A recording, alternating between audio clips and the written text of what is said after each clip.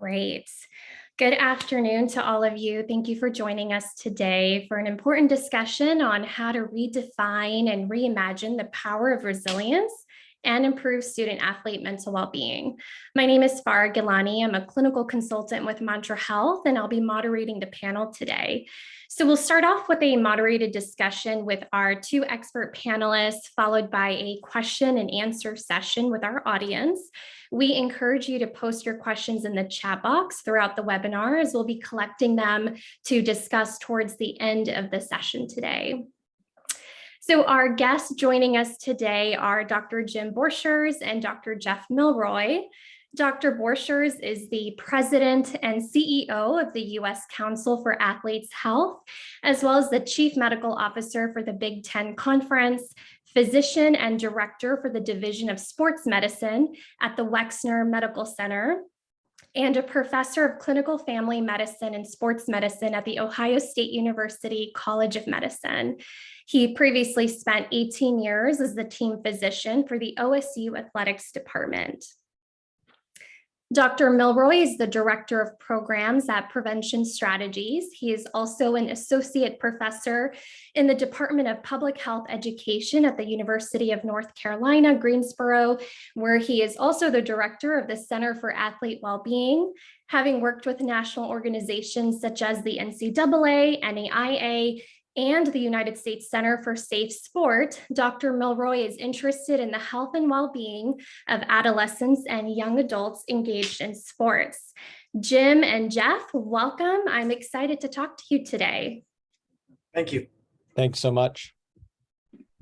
So, student athlete mental health concerns, they're not new. College athletes have been struggling for a long time. In fact, suicide is the leading cause of death among college and university students in the US. And in addition to the students who die by suicide, many others struggle with suicidal thoughts and other mental health problems. And these concerns are only continuing to rise as the data from the most recent NCAA survey indicated that rates of mental exhaustion, anxiety, and depression is nearly 1.5 to 2 times higher than what was identified before the COVID-19 pandemic. So Jeff, I'd like to start with you. Now that people are acknowledging and prioritizing student athlete mental health at a national level, what changes do you think we will see as a result? Yeah, you're right. The athletes that we see, they definitely have a lot on their plates, but it's nothing new, right? I think what's happening right now is that more people are talking about it. So it took a lot of really prominent figures to really step out and talk about their challenges within and outside of sport that I think challenge their mental health. And I think that we are going to start to see some of those significant changes. I think people are listening. I think they're in maybe the purest sense, they're being forced to listen because our athletes are expecting that supportive environment to be around them. I think that, I hope what I start to see is more of this progression, that we're creating a space around the athletes that they do feel supportive. So whether that's through policy changes or there's more conversations that include the athletes along the way, but then also think about the athletics department as a very unique, or an athletics department, I should say, as a unique community of its own, right? And that there's going to be changes and shifts that have to happen. So I do think we're on the right path. I think there's a road ahead. I think conversations like today are really important to that. But I definitely have a very positive outlook as to the direction that it's going to head. Jim, anything you want to add to that? Well, yeah, I think that, we have to recognize the athlete of today. And the athlete of today is just different than what we dealt with even 10, 15 years ago. We talk about Gen Z being, the athlete of today. This is a very different group of people that we're dealing with. And I think that's why we're seeing some of the issues that have come forward, right? This is the first technological native, generation. They've had technology their whole lives. This generation, we know, is more invested in, understanding why they're doing things. They certainly have more anxiety over things like mass shootings that have been happening, or, other current events. Certainly, they affect this generation certainly more. they don't focus as well. We know that. We know that they have other challenges that are different. We know they're very invested in, in the meaning of what they're doing, and certainly with, why, things are important in their lives. All that to say is we have to understand the population that we're talking about a little bit. And I think that's going to be a big part of how we're successful moving forward. And if we continue to apply the same principles that we've applied in sport in the last 20, 30 years to this generation, we're going to continue to see issues with it, because it does not, merge well, or it's not synergistic with what they value. I appreciate what you said about the importance of really knowing this group of students that we're serving. Can you highlight for us the 2 or 3 most important things that we need to know about Gen Z who we're serving today? Well, I think I mentioned one of them. I think that this generation, more than any other, is affected very much by, the surroundings and what goes on. They're very aware of it, right? They have access to so much information. And they're very in tune with the things that are going on, and it means something to them, right? They want to work towards making the world a better place. And so when things happen, they do feel more burdened by it than other generations have. We know that from research. I think the other thing that we need to know is that they respond differently to coaching and teaching and those sorts of things, right? They want to be invested with their teacher. They want to be invested with their coach. They want to be seen as part of the team and part of the process. Unlike my generation, where I was very much, it was a paternalistic, authoritarian, hand down, your experiences, and you kind of absorb that. This generation doesn't really respond very well to that. And I think the third thing that we need to understand is that just generation doesn't focus very well. And it's because of a lot of the things that go on, but they have a very short attention span. And so you have to impact them very quickly. And just the example I give is, big, long, impassioned, speeches and, calls to action and those sorts of things. This generation doesn't respond very well, but very short, meaningful, impactful statements, they respond much more significantly to. So those types of things are the things we have to think about, I think, when we interact with the student athletes from this generation. We often hear about the grind of college athletes, right? There's this pressure to be on top of everything, right? Showing up at 5 a.m. for practice, keeping up with academics. It's often hard for student athletes to know the difference between putting in really hard work and pushing yourself too far. And Jim, you've been in the college athletic space for many years. Can you talk about the culture of college athletics? What is that culture of college athletics, and what kind of environment does it create that then impacts athlete mental health? Yeah, well, I think that, look, everybody wants to win. The reason for athletics is, everybody's competing to win, and they're driven by perfection. They're driven to be perfect. They're afraid to fail in that arena. And there's certainly lots of external pressures to that.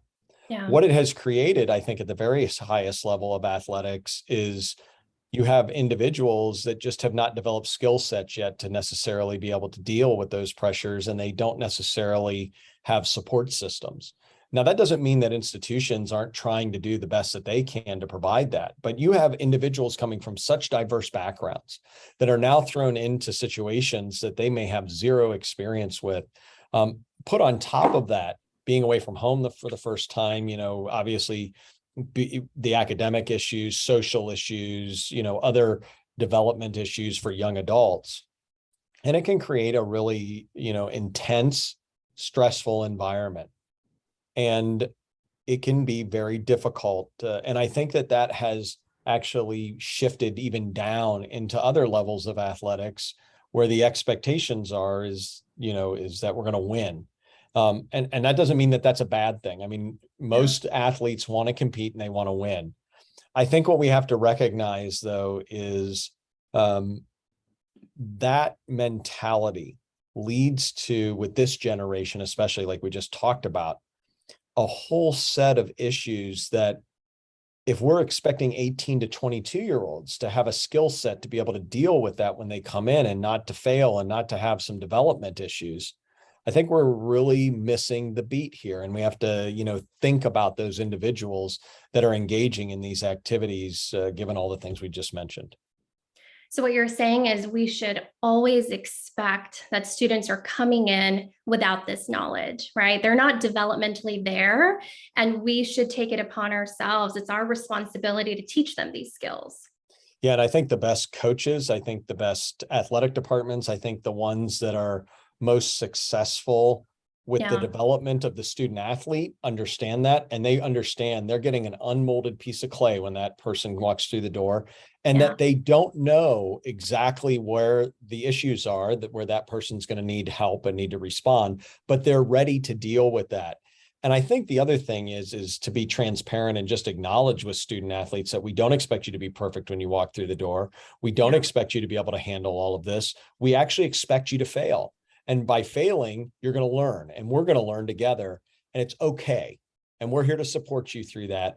And by letting athletes know that, whatever part of their life it is, I think we give them the opportunity to be more open about those things that they're challenged with. I think when they come in expecting they've got to do everything correctly and they don't have an outlet, I think that's where we see a lot of issues and problems with student athletes. Yeah. So normalizing the failure of it, right? That they're not always going to show up perfectly. Student athletes often share that they struggle to listen to their bodies when they need rest, right? Because there's this fear of appearing weak for wanting a break, and the stigma makes it really hard for athletes to come forward. Jeff, I wonder if you can share with us just what are some of the changes that athletic departments should consider so students do feel empowered to seek help?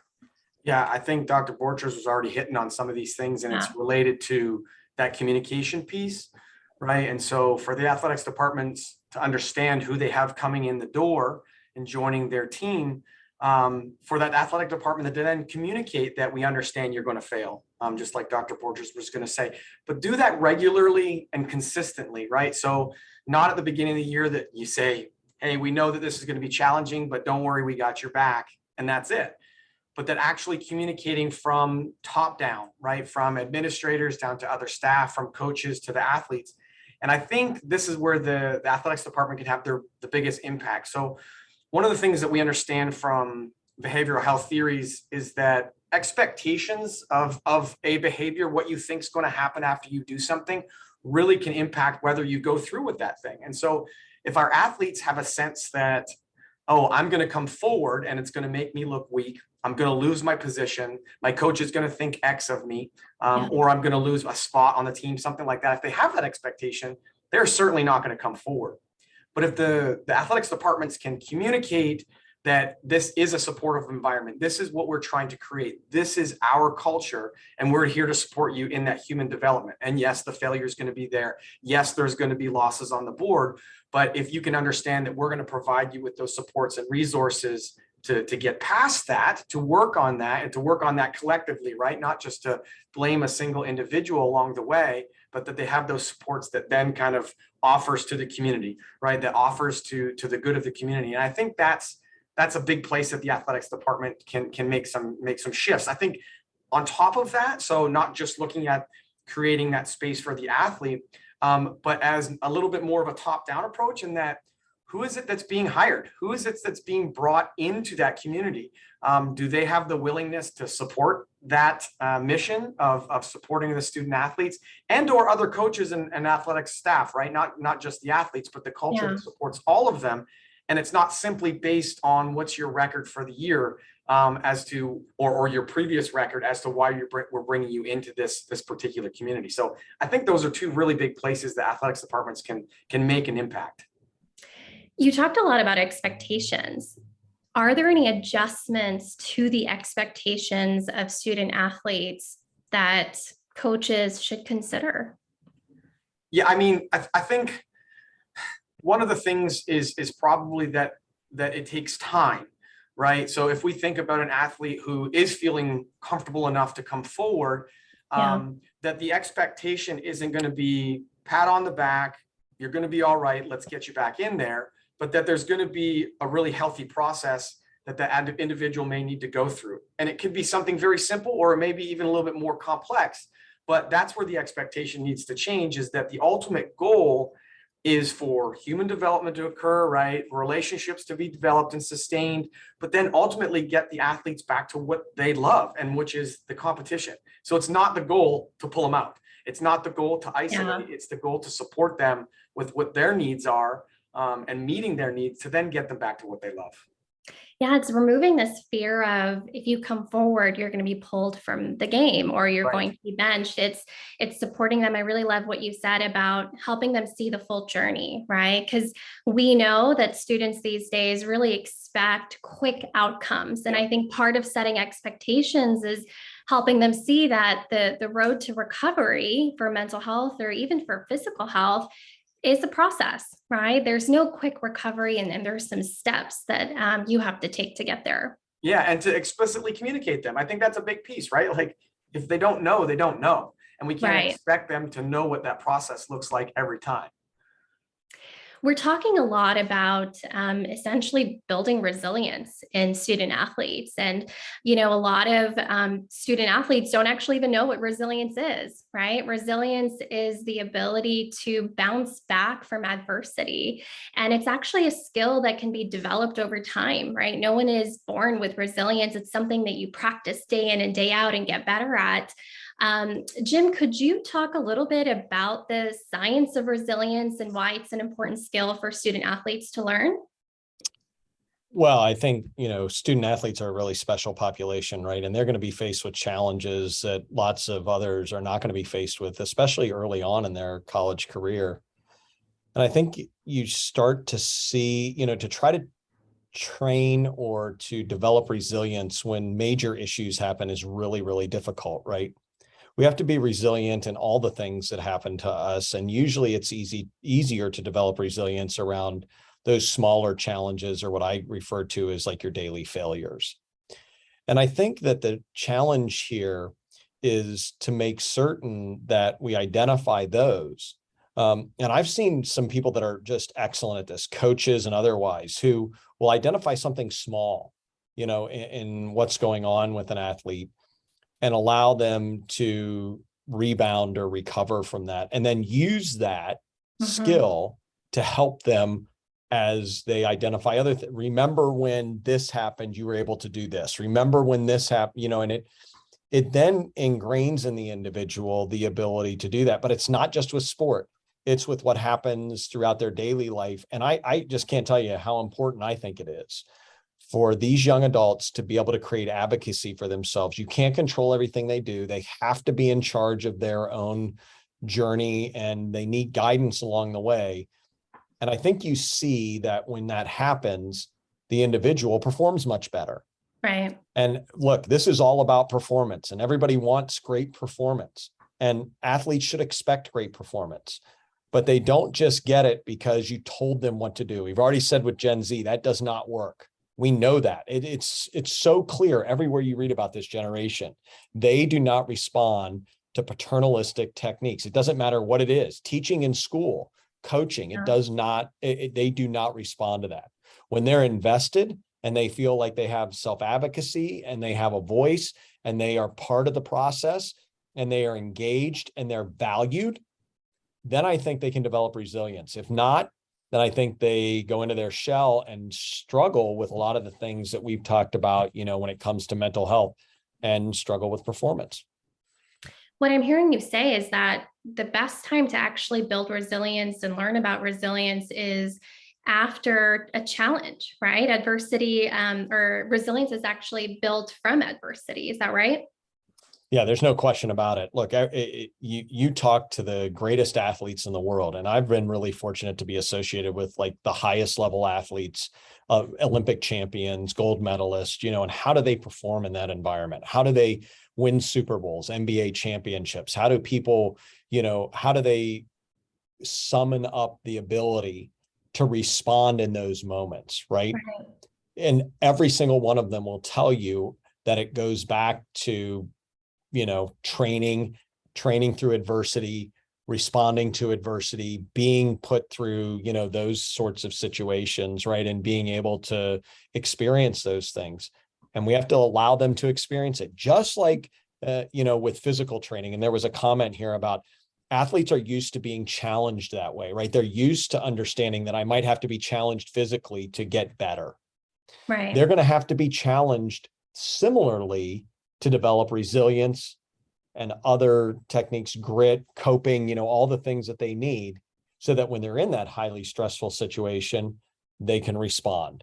And you can create those situations. You can highlight those smaller situations so that they develop that skill. But what you can't do is then have an expectation that that skill's been developed. And when there is a significant challenge or failure, expect them to know how to respond because someone else has been able to do it.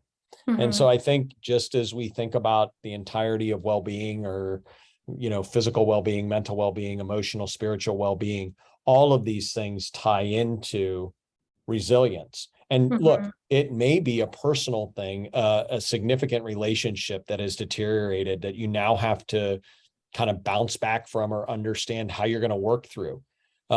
Those skills can be translatable, right? And we have to recognize when those challenges are there, but also recognize that we can be developing a skill set of resilience that's really going to help a student athlete in a lot of other aspects of their life, whether that's academic or social or sport related.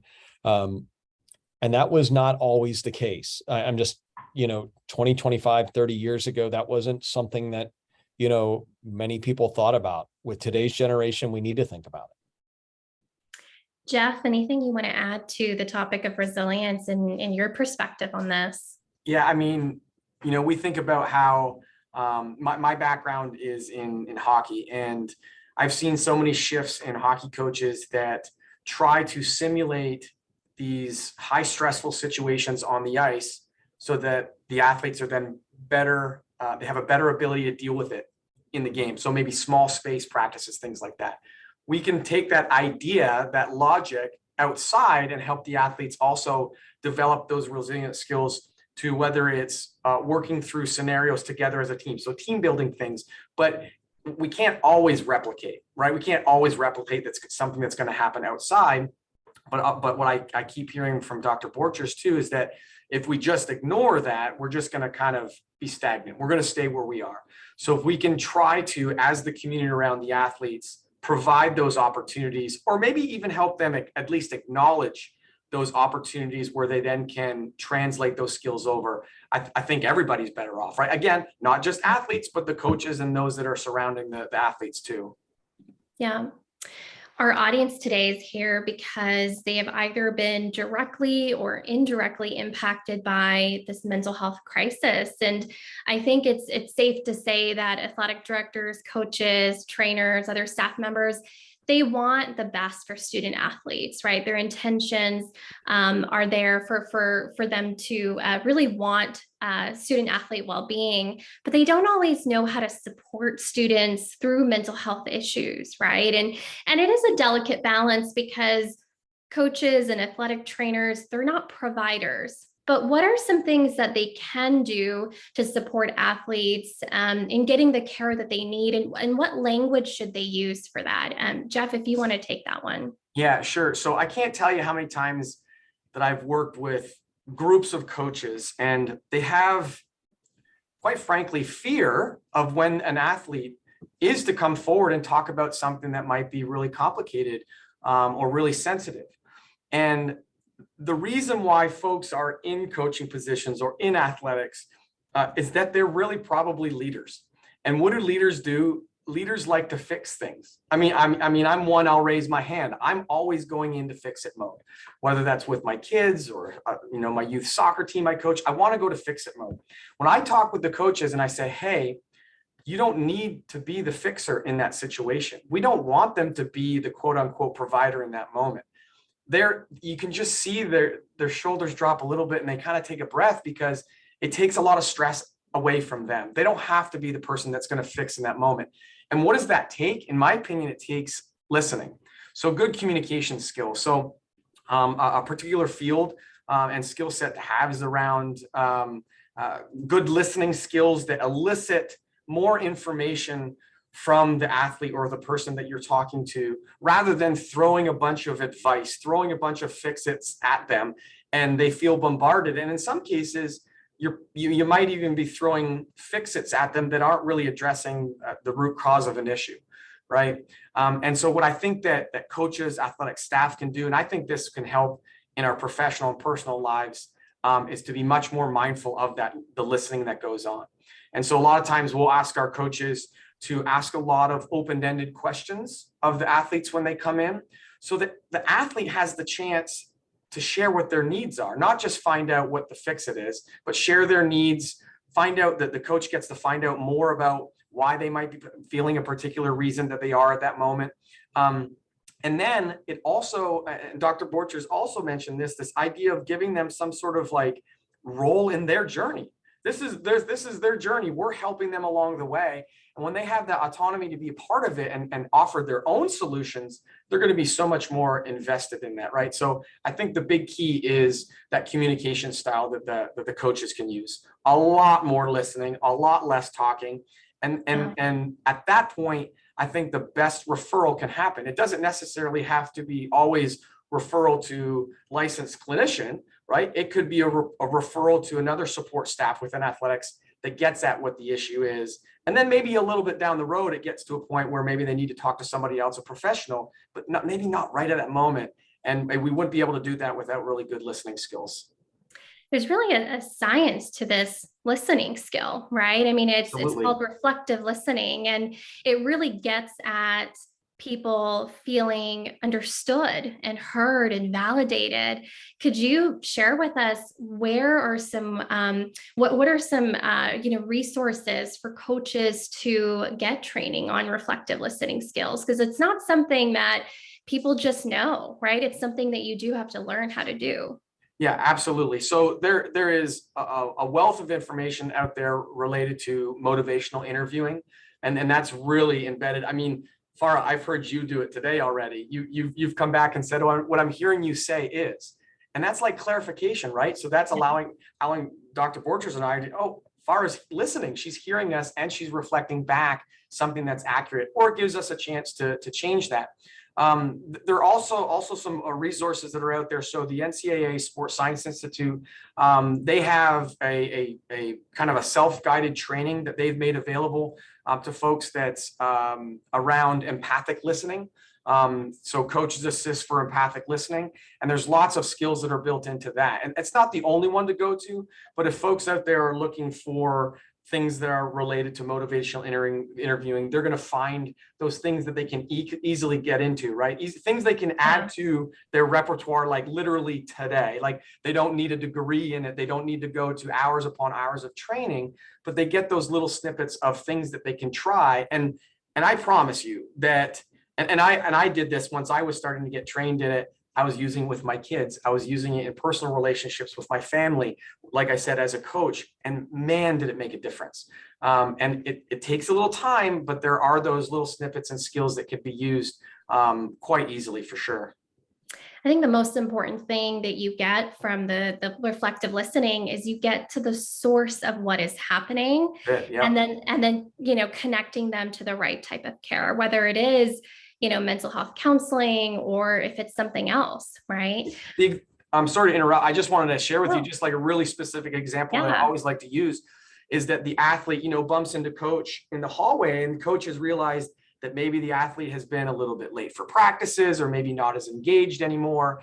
And, asks the question, and, the athlete goes into talking about school and this and that. And right away, coach goes into, without asking any more questions, jumps to, let's get you to academic support services because they're the ones that are going to help. It sounds like school is stressing you out, et cetera, et cetera. Whereas if the coach took a second to use, like I said earlier, like an open-ended question, can you tell me a little bit more about why you're feeling this way? Or is there anything that happened recently or whatever, right? Or some of these reflections, they might find out that the athlete is homesick, and that no amount of support, academic support services is going to help them to be less homesick. But if the coach finds that out, maybe they can have a brief conversation about what are some ways they might be able to deal with that. Or, hey, can we get you to somebody that's going to be able to help you with that? Without having that longer conversation, without using those reflections of the open-ended questions, never would have even found out that that athlete was homesick in that moment. And so I think that's working out, even in those like quick day-to-day conversations. Yeah. And there's a fine balance between listening and treating, right? Because I know Absolutely. coaches and athletic trainers have always been very vocal about this is a lot on us to take, to take on in addition to our responsibilities, but you're not saying for them to actually go in and treat anything. No. It's really just listening and connection. Yeah, the right? opposite. Yeah. Yeah, And, the and opposite. they don't have to be Yeah. stressed or feared about giving the wrong advice because they just need to listen a little more. Yeah. Jim, as a physician, I would love to hear your perspective on the importance of really listening to patients, as you work with them, and how has that supported you in your role? Yeah, look, I think there's a couple things here that I'm hearing and I think are really important. One of them is as a clinician or as a coach or whoever it is, so when someone's coming to you and they have an issue and they want to talk to you about it, but they may not be getting right to the crux of what the issue is. Mm-hmm. I think you have to be transparent with that individual, right? You have to be very honest in your conversations with them. And if you don't understand something, let them know you don't understand it, but let them know that you're willing to help find a solution. I can tell you there's a lot of times when I'll say to patients, I hear what you're telling me and I hear the symptoms that you're telling me, but I can't tell you right now that I completely understand how we're going to put this story together. But I do know that we have to work towards putting that story together. And so let's have an expectation that we're going to start here and we're going to continue to move forward. And if we need to deviate, we'll deviate. This isn't one way is the only way to make something work or make something happen. And there needs to be confidence there, right? There needs to be confidence in the person that you're talking to and confidence that in the patient. But I think the other piece of this is acknowledging that as much as we want to make certain we understand the patient or the athlete, we have to let the patient or the athlete understand that we come from a different place. Look, I'm 52 years old. I don't understand what it was like to grow up in Gen Z. I can read about it. I can sympathize with it. I can do all of these things, but I have to be able to acknowledge my own inability to live in those shoes. But what I can do, right, not only being an effective listener, is be transparent about that and be transparent that I'm here to support you. And even though it may seem to you that and even acknowledging I can't understand what you're going through, but I'm here to help and support you. That oftentimes is exactly what people need. What they don't need to hear is kind of this paternalistic style of, here's the 3 things I need you to go do, or what, Jeff was just mentioning, oh, here's the group you need to go talk to. I've heard this before. Everybody's unique in their process, right? Even if they have the same issue. So again, I think some of that transparency about what the expectations are goes a long way. Yeah, it's so interesting, the commonality between the medical model and even like the mental health model, right? Because I can say from the mental health perspective that a good provider does the same thing, right? There's that transparency and openness right at the beginning to say, we may not be able to fix everything, right? And I'm still learning here, but let's walk through this one step at a time. And so that transparency is key. I'd love to talk a little bit about student athletes who belong to marginalized groups. What are some considerations that athletic teams should take when working with these students, just in regards to the unique pressures and stigma that they may face? Well, I think, I'll start with this, and I'm sure Jeff can join in here. I think there's a couple of things that I've mentioned before that I think are really important. We're talking about 18 to 24-year-olds, at least in the collegiate space, most of the time. I mean, that's the majority of folks. And they may still be obviously working through identifying with whatever group it is for whatever reason. They may not have fully developed, their own thought processes or their own skill sets around that.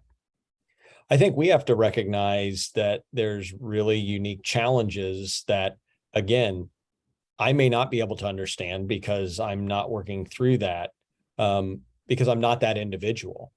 But that being said, we have to acknowledge it and we have to be open about it. And I just keep using the word transparency. I think being closed off or being, rigid and not being flexible. And then the other word that I would use is supportive. Look, I think we all recognize that we have to be supportive. We have to acknowledge someone's challenges and what they're doing, and what they're doing outside of sport. But I also think that they have to acknowledge that those challenges may affect their ability to perform. They may affect their ability to train. They may affect, all those sorts of things. And until we get that right, they're not going to perform well and they're not going to win. And that's what they want to do. And it doesn't change for anyone that that's their ultimate goal. So we have to recognize that until we deal with that, if that's something that needs to be dealt with, we're not going to be able to move forward in these other areas. The other thing that I'm going to be really straightforward with this. We need more professional development. We need more time spent. We need more expectation from us as providers, from coaches, from administrators, spending time really developing skill sets and understanding where those challenges are. And you can call it DEI training, you can call it whatever you want to call it. We need more time, professional development, and expectation in that area. And we need to challenge ourselves to do that.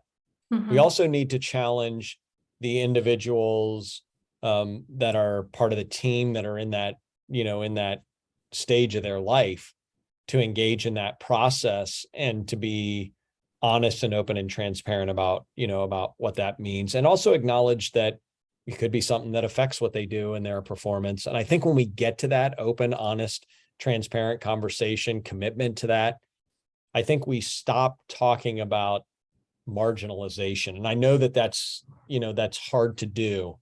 But I think that's really, if we fail to do that, we're going to be stuck right where we're at. And look, if all we do is talk about it, but don't institute solutions about it, we're going to be stuck right where we're at. And we can sit around in rooms with small groups of people and try to, acknowledge that we're doing all these things. But if we're not seeing change, if we're not seeing results in that area, we're not going to be successful. And I promise you, if you look at the most successful individuals, team-based, or if you talk to them, everyone's challenged in that space at some point. And they have to be able to accept whatever those challenges are and get themselves well, socially well, emotionally well, physically well, and mentally well. And so I think until we do that, we'll be challenged with the same things that we're seeing over and over and over again. Jeff, would you like to add to that? Yeah. What we're talking about here, and we've talked about before, is cultural competence into cultural humility, right? And that we have to see that on a spectrum. And it's right with what Dr. Borchers is saying, is that being transparent of where our experiences come from, and we can talk about that, and it's important that we talk about it. I don't think an athletics department should expect individuals who are part of these marginalized communities to be the ones that have to teach us. And I say us as a white male sitting here, right, talking about it, that's not the expectation we should place on them. And it shouldn't be that the athletics department is encouraging cultural humility. It's that they're demanding and requiring. And that comes with what Dr. Borchers is also saying, is that the professional development opportunities have to be there. And that those start with conversations, right? But that they actually then lead to actions, whether it's revisions to policies that are much more inclusive of mental health challenges, right? So there may be policies that exist right now that are very strong in terms of diversity and equity, but in terms of inclusiveness of the policies, might need to be some revisions. And again, it shouldn't be solely up to the athletics department to understand what to do there. We have professionals in this area, right? We see lots of other fields in higher education and in professional fields that they're making some headway in this area. And it's because their field is requiring them to do that. They believe that it's important. They believe that it's part of the mission of who they are and what they're going to do. So me, with my community health education background, it's completely ingrained. But that doesn't mean that my faculty and I aren't continually doing these trainings together, right? So that we're continually moving forward. And so, just thinking about these terms that we hear a lot, cultural competence and cultural humility, this idea of acknowledging differences is important, right? And I mentioned that to begin with. But then that next step is like understanding that you will never have the experience of that person on the other side of the table to you, or that you're talking with. And when we can acknowledge, and that's okay. And that is absolutely okay on both sides, right? So we keep going back to this athlete coach relationship, but there is certainly coach to coach, right? Peer relationships or other administrators and their professional relationships, that there's acknowledgement on both sides, that they both know they're coming from different places. It's okay, but let's be transparent about that. Let's not let that hold us back. But then also let's talk about what are the solutions that are needed to keep that moving forward. And sometimes that's giving the space or the voice to the individual that might be a little bit voiceless in that moment and or moving forward, right? So we talk a lot of times, this is nothing new to athletics, but having scheduled, organized, consistent opportunities to have conversations, and in some cases within a marginalized group, right? Having them together to be able to talk about that honestly, and having another group that's having similar conversations and then bringing them back together. It's not always that every conversation has to be meshed and everything has to be, upfront and personal, but that we have those opportunities that continue to go on. And this goes right back to the first thing that I said, which is if we can communicate about this regularly, not just at the beginning that says, hey, we're an inclusive community here, and that's that, but then making sure that those opportunities continue throughout that academic year, once that student athlete graduates as an alumni, right? Those sorts of things. That's when it's real, when the changes start to happen. Yeah, this is a constantly evolving process, right? This is not a one-time discussion, and it has to be tailored to the body of students that, is at that school, right? Absolutely. Yep. Well, both of you have created quite a buzz with a lot of questions and from our audience. So I do want to get to one final question for the both of you before we jump into the Q&A section. Jeff, you talked a little bit about the importance of collaboration, right? And so for both of you, how can athletic departments better collaborate with campus and community resources to build better preventative measures to really protect the health and well-being of student athletes? At what point should they consider working, with others outside of the athletic department? I'll jump in because I'll be pretty quick and to the point, but I think it's just being intentional, right? Like sometimes those collaborations aren't just going to happen naturally. Or organically, that they have to be specific and they have to be purposeful and intentional about creating those opportunities. So if you think about cross-campus collaborations, and that's going to be very, very different at every institution, right? You might have some smaller D3 institutions where those collaborations are happening maybe a little bit more organically, or you might have a really athletics department that it's got a lot of people as it is. So thinking outside of that or creating those collaborations outside of that can be challenging. I think it's ultimately, obviously keeping the mission of the athletics department in mind, but making those things intentional. Having something that's devoted to creating those collaborations, not working in those silos. And I know I'm saying like pie in the sky things because it's easier said than done. But I think if we actually say, okay, this is something we want to do and we're doing this for a particular purpose, then we make that collaboration happen. Inside the university, but then also with outside experts and bringing them in as well. And then just being open to what happens after that. So like I said, to me, it's kind of a little bit of a quick and dirty step, but it's really saying, we want to do this. We're going to be intentional about this. And this is the step that we're going to take moving forward. No, I think, Jeff, I think you're right on, but I'm going to be a little more harsh than even you have been in this. Look, athletic departments traditionally at every level of athletics and organizations are very closed off organizations. They're very protective. They're very not willing oftentimes to engage outside experts and be transparent about what the experiences are that are happening inside their organization in order to get better. They try to solve problems and keep things very insulated. And there's lots of reasons for that, and I understand that there's lots of reasons for that. If that continues in this area of what I refer to as health and well-being, sport will fail.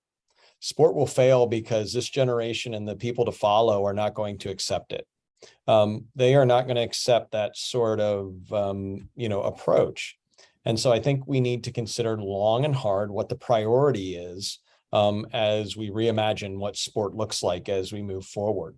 And there's a lot of reimagining going on in sport right now. There's a lot of reimagining going on, when it comes to financial situations. There's a lot of reimagining that goes on when it comes to this very topic, health and safety and well-being. But I think it's incumbent upon everyone to kind of take a step back and recognize that as we move forward, just as we have in many other places, and I think, and I just want to use this example, the US military has probably been the greatest example of diversion from what was traditional thought processes of, very singular decision making, following through a very specific chain of command, to rethinking the way they work, for example, within teams of teams, allowing individuals to have input and make decisions, that are about their own well-being and creating advocacy for themselves. Why? Because they were failing in the other model. And until you start to look at the model and start to think outside that model, we're going to be doomed to fail. And look, healthcare has gone through that. There's no question about it. And other industries have gone through that. I think athletics is behind in that area. And some places are doing that. Some places are being very open to do that. But I think until we consider that, we're going to be stuck, obviously, and I hate to say this, looking at the same types of tragedies and catastrophes and, outcomes that we've been looking at for 20 years, and they continue to happen. And results are results. We say that in medicine all the time. If the mistake continues to happen, there's a reason. And the reason is that we haven't examined enough about what happens around that mistake to make a change. That's exactly where I think we are in athletics, with a wonderful opportunity at this point in time to reimagine it, to think about it differently, and then to approach it differently. And I think we'd be very surprised that the outcomes we're going to get are going to be very different. Well, I appreciate both of you for your input and your transparency and your candid responses. I think this has been a really thoughtful discussion. And I also want to thank our audience for being so engaged, because we have several questions from the audience. So we can jump right into that if that's okay with the both of you. One question that came in is asking about, how much does the idea of coaches wanting or needing to win in order to retain their jobs impacts the coach's ability to support athletes' mental well-being as the priority? Well, yeah. Look, at the highest level of athletics, I mean, there's financial issues and rewards and things tied to winning. Jobs are tied to winning. How you're measured is tied to winning. And it's what the public sees as success, right? If you're, 6-6 every year, but you have great experiences for your athletes, the public outcry is, why aren't you winning more?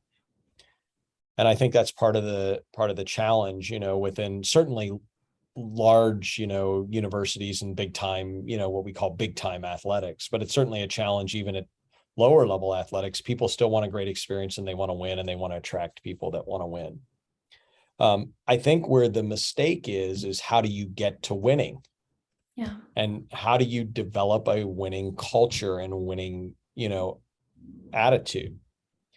And that is something that is a real challenge, but if you look at the most successful programs or the most successful organizations and those sorts of things, and even in professional sports, the most successful individuals, there's a formula that actually, is fairly consistent about what works. And it's just, are you willing to take the time and the effort to engage that? But I think we're talking a lot about student athletes today, and we should be. I think being a coach is a really unhealthy place to be right now as well. their mental wellness and well-being is affected. The stresses they're under and the conflict that they are under, and the ability to perform is really difficult. And so we've got to figure out, how we can make certain that they can do the things that they want to do, because coaches really want to just have a positive outcome, on their athletes. And the best coaches will tell you, I never won once when I was coaching. It was the players that do the winning. I just am lucky enough to work with them to help provide some guidance and do some things to help them win. And those are the coaches that are really successful. But I think it's a tremendous challenge. I think it's a tremendous pressure. And I think it's really hard to reconcile that when you're trying to prioritize things that maybe you just don't see as directly affecting the ability to win. Just to follow up on that, what suggestions do you have for the coaches who are here today and in regards to taking care of their own mental well-being? Well, if you want to have a team that takes care of themselves, take care of yourself. You have to model behavior. And if they notice stress, if they notice you being worn out, if they notice you being burnt out, if they notice that you're angry or short-tempered or those sorts of things, that affects them. You can't create a culture of well-being and wellness if you don't exhibit it, right? And don't take time for yourself. And look, there's so many countless examples of so many successful people that, you wouldn't believe the things that they were able to do. Like, the time that they take for themselves, when they turn their phone off, how often they focus on well-being and are more efficient with their time when they're in pressure situations and they need to do that. And that's true in business. It's true in, medicine. It's true in sport. And so I think when you exhibit that, if you do that, you create a culture that allows you to have other individuals know it's okay to be well. And I just want to give this one example. Coaches oftentimes, when all they do is go to work, what does everybody else do in the office? They just show up at work and they never take any time for themselves. But when a coach says, hey, when I say we're off for the next 4 days, we're off and I'm not going to be here and I expect you not to be here. And I expect that we're going to get some time away and we're going to go do, when your leader does that, or when your leader takes their vacation, or when your leader is working out or exercising, or they're engaged in some other activity, or they're meditating, or whatever it is that they're doing, you recognize that there's more to success than, what you might just be right in front of you. And I would encourage coaches, I encourage, administrators, healthcare professionals, all sorts of folks to try to focus on their own well-being, because when you model that behavior, those that are watching you will model that behavior as well. And you're ultimately going to perform better yourself too, right? In your position, if you're giving time to yourself. I can't agree any more with what you're saying. I think folks have this impossible mentality with that a little bit. Oh, I could never do that. I can't take a break. I need to keep, this is how I'm successful. But I think if people understand that it is possible to still compete really, really well, still win, right? But still also doing those things, and to demonstrate that for the athletes, that's when they're going to recognize that it is possible. But Dr. Borcher said it right away when he started, which was it does take a little bit of time. Because if you do see around you people losing their jobs because of a loss record, right? That you see that consequence. And so it still is a pretty challenging environment to be in. So the best way for coaches and athletic trainers to teach coping skills is actually for them to use it themselves and then talk about it, right? Being able to share that I'm actually getting mental health care myself, or this is what I do to, decompress from the day. Students want to hear that is what you both are saying, and then we'll follow that. So absolutely. You think about it with parents and kids, it's very similar, right? And I'm not trying to say that that's what it is with coaches and their athletes, but it's very similar things that you see in that research. That's how they behave is the way that the kids are going to see, oh, they're taking time for themselves. They're looking for themselves, their own well-being a little bit. I should do the same.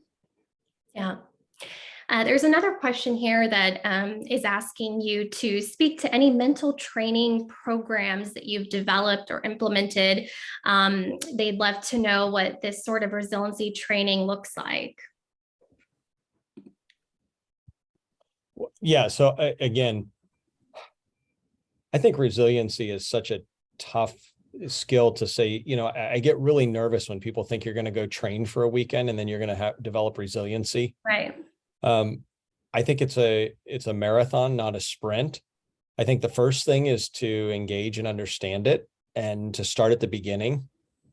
And I think then it's really to seek out those professionals or those opportunities where you can continue to learn more about it and challenge yourself to learn more about it and not be afraid to be in those positions to develop resiliency.